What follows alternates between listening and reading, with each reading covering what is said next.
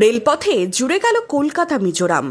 বৈরবী সাইরং রেলপথ উদ্বোধনের মাধ্যমে মিজোরামের রাজধানী আইজল থেকে কলকাতা পর্যন্ত ট্রেন পরিষেবার উদ্বোধন করলেন প্রধানমন্ত্রী নরেন্দ্র মোদী। সাইরং কলকাতা এক্সপ্রেসের উদ্বোধন মণিপুর ও পশ্চিমবঙ্গের মধ্যে যোগাযোগ আরও জোরদার করবে, সেই সঙ্গে উত্তর পূর্বের পর্যটনকে উৎসাহিত করবে নয়া এই রেল প্রকল্প। কলকাতা ও সাইরংয়ের মধ্যে উদ্বোধনী special train.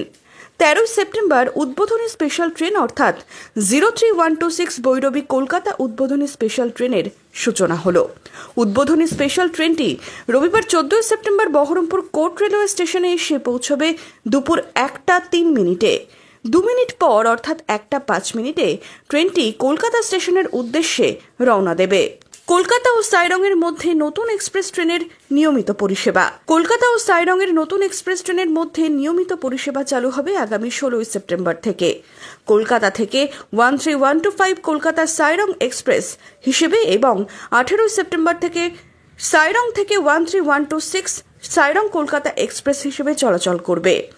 Kolkata Sairang express 16 তারিখ কলকাতা স্টেশন থেকে দুপুর 12:25 ছাড়বে, বহরমপুর কোর্ট রেলওয়ে স্টেশনে পৌঁছবে সেদিন দুপুর 3:28, ছাড়বে 3:30।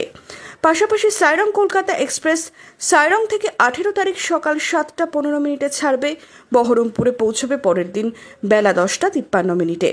বহরমপুর থেকে কলকাতার উদ্দেশ্যে রওনা দেবে 10:55। চলাচলের দিন: কলকাতা থেকে 13125 এক্সপ্রেস ট্রেনটি 16 সেপ্টেম্বর থেকে প্রতি শনিবার, মঙ্গলবার ও বুধবার অর্থাৎ সপ্তাহে 3 দিন চলবে এবং সাইরং থেকে 13126 ট্রেনটি 18 সেপ্টেম্বর থেকে প্রতি সোমবার, বৃহস্পতিবার ও শুক্রবার সপ্তাহে 3 দিন চলবে। Bureau report, imagine community media.